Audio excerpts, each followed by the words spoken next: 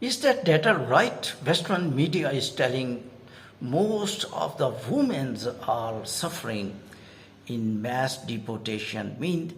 Western media confirming that most of the women were illegals as compared to the men's. If this data is correct, Western media is discussing this thing very seriously.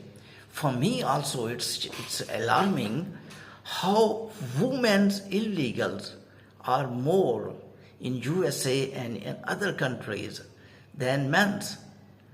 If this data is correct, who is guiding women, or why men are traveling with families?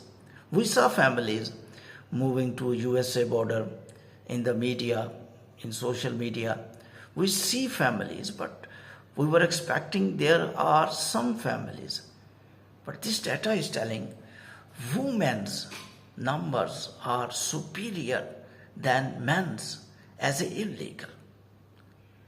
Women are not coming, only they are coming with children, with innocent children. What is going to happen with some children on the way?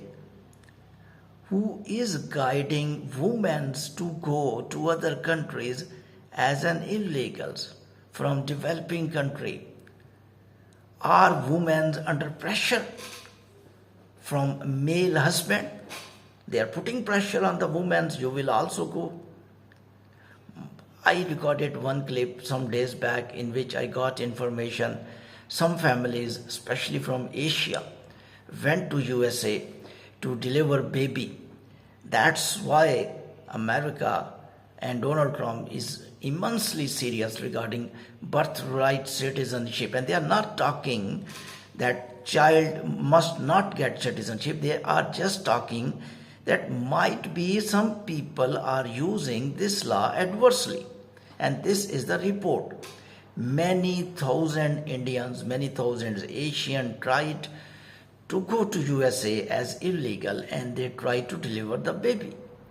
And they think baby according to birthright citizenship. This is wrong way.